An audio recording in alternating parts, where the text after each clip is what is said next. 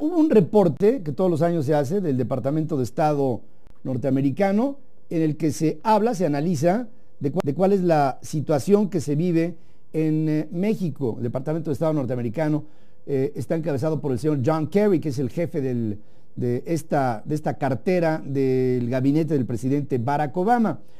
Los casos de Tlatlaya y de Ayotzinapa vuelven a empañar la imagen de México en el terreno de los derechos humanos, según señala este informe sobre la materia que está elaborando cada año el Departamento de Estado norteamericano. La impunidad en casos de violación de las garantías individuales persiste en México, dicen los norteamericanos, persiste en México con muy bajos niveles de enjuiciamiento. No los hay y tampoco lo hay de rendición de cuentas. O sea, si vino Tlatlaya y este evento en donde estuvieron involucrados soldados, no tendría por qué no haber habido de parte de la propia Sedena alguna forma de rendir cuentas a la sociedad mexicana. No se ve, no pasa nada. Hay en todas las modalidades del crimen una impunidad, según dice el reporte elaborado por los norteamericanos, y señala, el clima de violencia no hace mucha diferencia con lo que fue el sexenio del presidente Calderón. En los casos de Tlatlaya y de Ayotzinapa, que México no ha sido capaz de escapar su pasado violento. Los abusos no solamente se cometen por grupos criminales, sino también por fuerzas militares y policiales. Es decir, el abuso y el atentado en contra de los derechos de las personas no es solamente un asunto de la delincuencia, también lo es de la autoridad. Los grupos delictivos han sido responsables de numerosos asesinatos en México, a menudo actuando con absoluta impunidad o en complicidad con fuerzas, con autoridades, tanto locales como estatales, y no sé, bueno, no habla de federales, pero en fin, yo le digo, no sé si federales, según dice el reporte, en alusión a el caso que hoy cumple 9 meses sin que acabe dando una explicación completa, satisfactoria para la sociedad mexicana. ¿Qué sucedió en Ayotzinapa? ¿Qué pasó en Ayotzinapa? ¿Por qué podemos nosotros en México aceptar que 43 estudiantes, rijosos o no, de una institución de educación como es la Normal de Ayotzinapa, hayan desaparecido sin que se dé explicación alguna? El informe también hace referencia a la situación que priva en las cárceles mexicanas. Las cárceles mexicanas, imagínense, las cárceles mexicanas son universidades del crimen, ¿no? Y la persecución que siguen sufriendo periodistas en este país, persecución que principalmente se da por parte de organizaciones delictivas, y lo que tendría que ver con el aparato del Estado.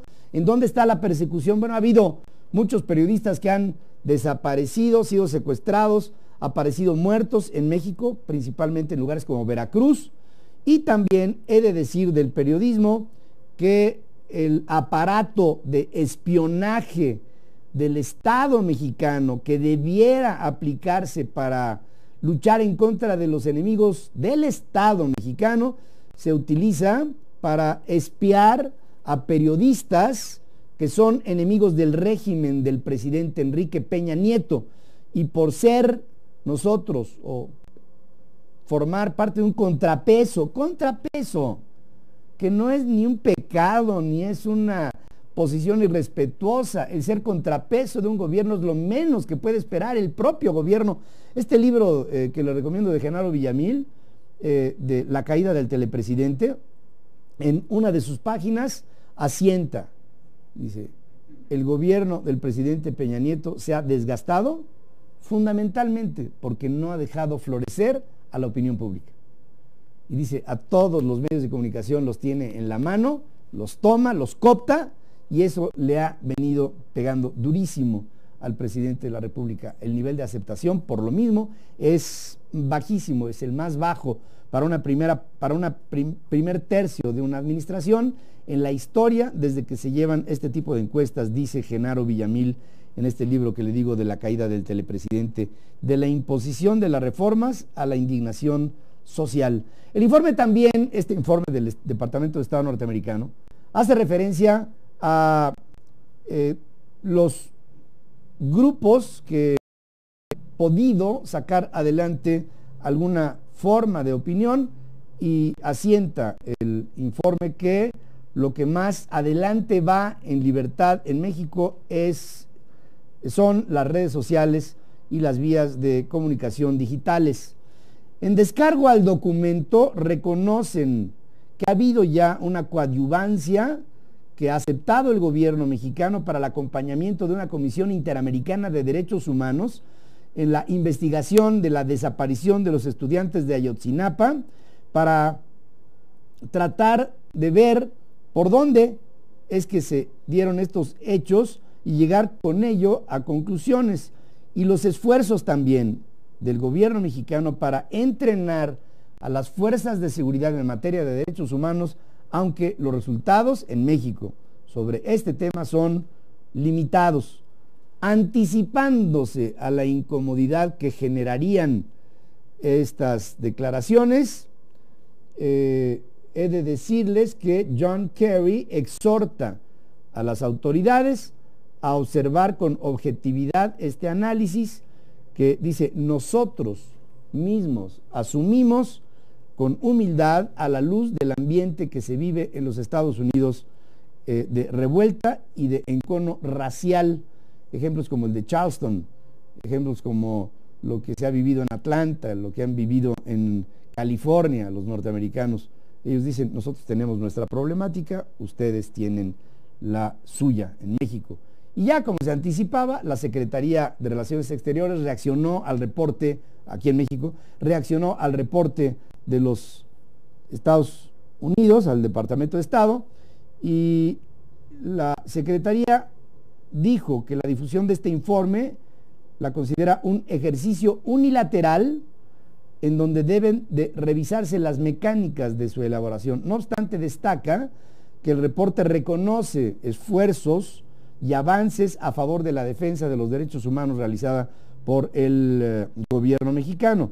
En un muy breve, escueto, muy estudiado comunicado, la Cancillería mexicana, la Secretaría de Relaciones Exteriores reitera el indeclinable compromiso del gobierno de México en favor de la defensa de las garantías individuales. Es lo que dice este reporte.